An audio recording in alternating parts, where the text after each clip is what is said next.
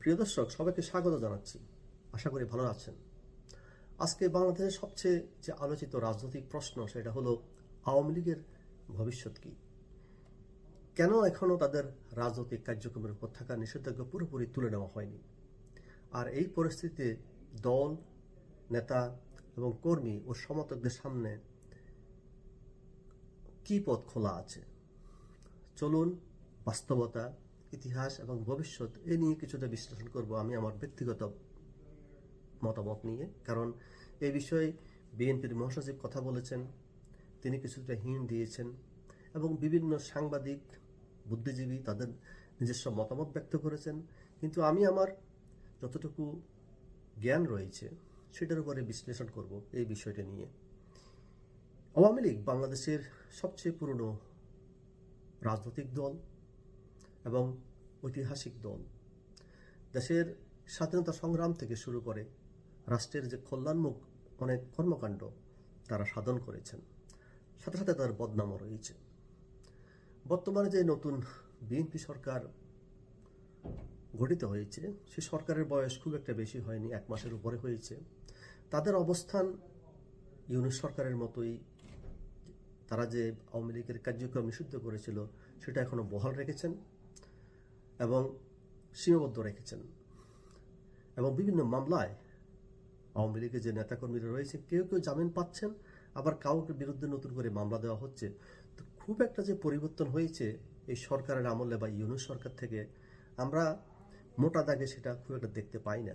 তবে একটা জিনিস আমরা দেখতে পাই, সেটা হলো মব ভায়োলেন্স বা গণপিটুনি আগের তুলনায় কিছুটা কমেছে। যদিও জানি না এটা কতক্ষণ স্থায়ী হবে, কারণ এনসিপি এবং জামাত যে হারে বিএনপিকে হুমকি দিচ্ছে বা নতুন করে আন্দোলন করার কর্মসূচি দিচ্ছে, সেখানে আমরা ভবিষ্যতে বাংলাদেশের রাজনীতি কোন দিকে যায় সেটা খুব একটা শুভ লক্ষণ বা ভালো দিকে যাবে বলে আমাদের মনে হয় না। তবে আর এখন অনেকেই প্রশ্ন তুলেছেন বর্তমানে এই সরকারের বিরুদ্ধে, এই যা হচ্ছে এতদিন বা 1 মাসে আওয়ামী লীগের বিরুদ্ধে, সেটা কি প্রয়োজনীয় পদক্ষেপ নাকি এটা রাজনৈতিক প্রতিদ্বন্দ্বিতার একটি অংশ। ইতিহাসের দিকে তাকালে আমরা কিছু গুরুত্বপূর্ণ বিষয় বা গুরুত্বপূর্ণ শিক্ষা আমরা পেয়ে থাকি। সেটা হলো পাকিস্তান আমলেও আওয়ামী লীগের রাজনীতি নিষিদ্ধ করা হয়েছিল, তো সেই নিষেধাজ্ঞা উল্টো ফল হয়েছিল। তাদের জনসমর্থন বেড়ে গিয়েছিল এবং তারা সংগ্রামের দিকে ধাবিত হয়েছিল এবং তারা আরো কঠোর অবস্থানের দিকে চলে গিয়েছিল। ধীরে ধীরে আওয়ামী লীগ হয়ে ওঠে স্বাধীনতা আন্দোলনের অন্যতম প্রধান শক্তি। অর্থাৎ দমন পীড়ন রাজনৈতিক শক্তিকে দুর্বল করে না, কখনো কখনো এটাকে আরো শক্তিশালী করে। আওয়ামী লীগের কিছু কিছু নেতার যে বক্তব্য, তারা যেটা বলছেন সেটা হলো, তারা 2024 সালের জুলাইয়ের শেষে যে আন্দোলন হয়েছিল সে আন্দোলনের রক্তপাত এড়াতে তারা ক্ষমতা ছেড়ে দিয়েছিল। তাদের দাবি এটা তাদের দুর্বলতা নয়, এটা একটি কৌশলগত সিদ্ধান্ত। এখন এই বক্তব্যটা আসলে কতটুকু বাস্তবতা সেটা নিয়ে অনেক তর্ক এবং বিতর্ক থাকতেই পারে। কিন্তু আমরা যদি বিশ্বের বিভিন্ন দেশের দিকে তাকাই, অনেক দেশে সরকার যখন এই ধরনের আন্দোলন হয় তারা কঠোর অবস্থান নেয়। খুব কম সরকারই আছে যারা রাজনৈতিক সিদ্ধান্ত নিয়ে সরকার থেকে সরে দাঁড়ায়।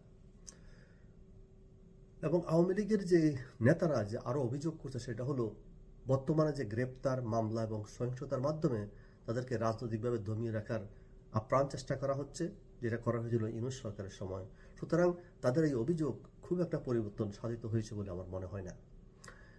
এখানে আরেকটি গুরুত্বপূর্ণ বাস্তবতা রয়েছে, সেটা হলো আওয়ামী লীগ যখন ক্ষমতায় ছিল তো বিএনপির বিরুদ্ধে অনেক দমন পীড়ন চালিয়েছিল।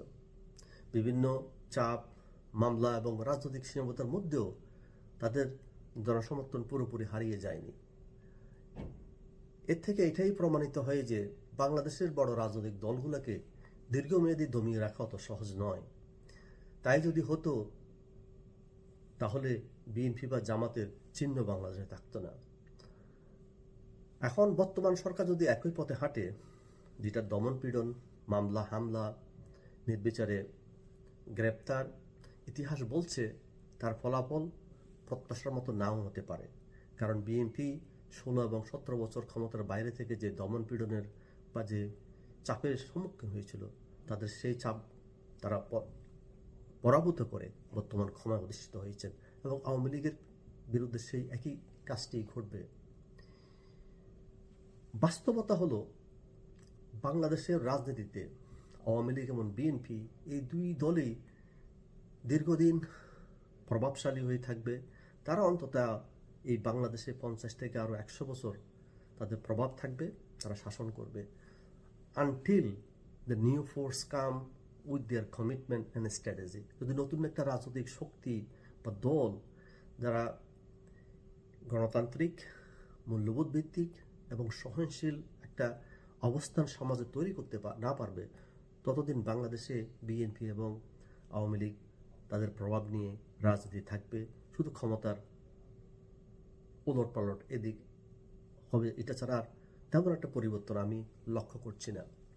হয়তো সময়ের সাথে সাথে নেতৃত্ব, কৌশল এবং অবস্থান বদলাতে পারে, কিন্তু এই দুই শক্তির প্রভাব সহজে শেষ হয়ে যাবে বলে আমি মনে করি না।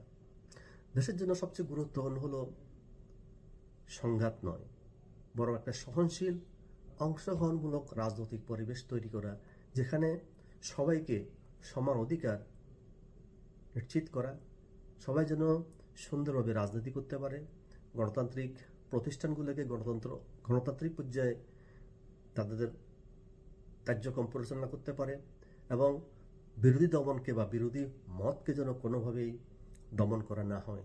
সেটা হলো একটা সহনশীল পরিবেশ, গণতান্ত্রিক পরিবেশ, মূল্যবোধ ভিত্তিক একটা সমাজের কথা আমি বলছিলাম। ইতিহাস আমাদের একটি পরিষ্কার বার্তা দেয়, সেটা হলো রাজনীতিতে স্থায়ী শত্রু বা বন্ধু বলে কেউ নেই। কারণ রাজনীতি খুবই দীর্ঘমেয়াদী একটা স্ট্র্যাটেজি বা কৌশল। এখানে দমন নীতি দিয়ে কখনো সমস্যার সমাধান হয় না। যদি বাস্তবতা বোঝা যায়, তাহলে দেশের স্থিতিশীলতা, দেশের উন্নয়নের জন্য ভালো হয়, দেশের গণতন্ত্রের জন্য ভালো হয় এবং প্রত্যেকটা মানুষের কল্যাণের জন্য ভালো হয়। যে দেশে মানবাধিকার, মূল্যবোধ, মানুষের মত প্রকাশের স্বাধীনতা থাকে এবং সেই দেশেই কল্যাণের দিকে ধাবিত হয়, উন্নয়নের দিকে ধাবিত হয়। প্রিয় দর্শক, আপনার কি মনে হয় বাংলাদেশ রাজনীতি ভবিষ্যৎ কোন দিকে যাচ্ছে? কমেন্টস করুন, আমাদের সাথে থাকুন। আজকে এই পর্যন্তই, আবার দেখা হবে। ভালো থাকুন।